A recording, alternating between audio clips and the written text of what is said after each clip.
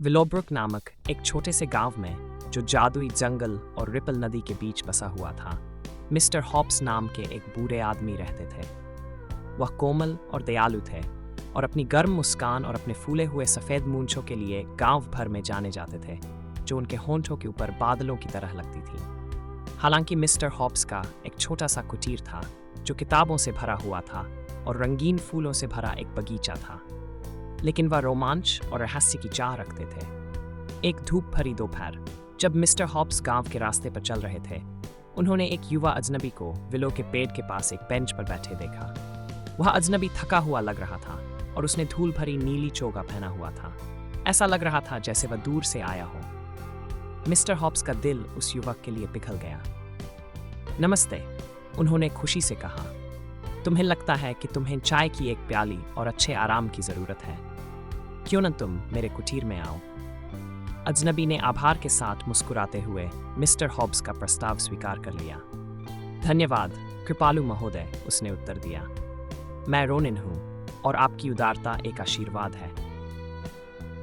जब वे mister Hobbs की आरामदायक रसोई में बैठकर चाय पीते हुए और कहानियां सुनाते हुए समय बिता रहे थे, रोनिन ने बताया कि वह एक खोज पर निकला है।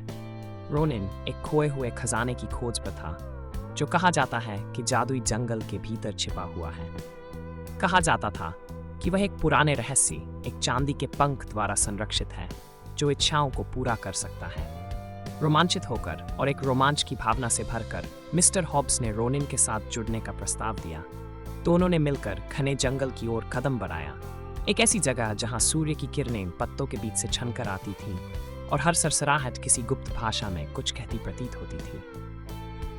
कई दिन बीत गए जब उन्होंने नदी पार की, जिज्ञासु वन्यजीवों से दोस्ती की और पेड़ों पर बने प्राचीन चिन्हों को समझा। अंततः वे एक छिपी हुई खुली जगह पर पहुंचे। वहां चांदनी की चमक के नीचे चांदी का पंख सुनहरे पत्तों के ढेर पर झिलमिलाता हुआ रखा था। रोनिन ने धीरे से पंख उठाया और दिल से एक प्रार्थना की। मिस्टर हॉब्स ने अपनी आंखें बंद की और उन्होंने कोई दौलत या शोहरत नहीं, बल्कि अपने नए दोस्त के कल्याण की कामना की।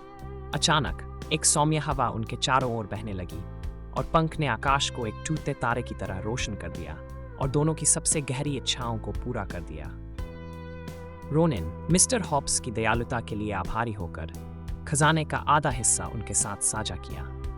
वापसी की यात्रा पर उस नए खजाने के साथ मिस्टर हॉब्स ने अपने कुटीर को एक भव्य पुस्तकालय में बदल दिया, जो सभी ग्रामीणों के लिए खुला था, और इसे रोमांच और दयालुता की कहानियों से भर दिया।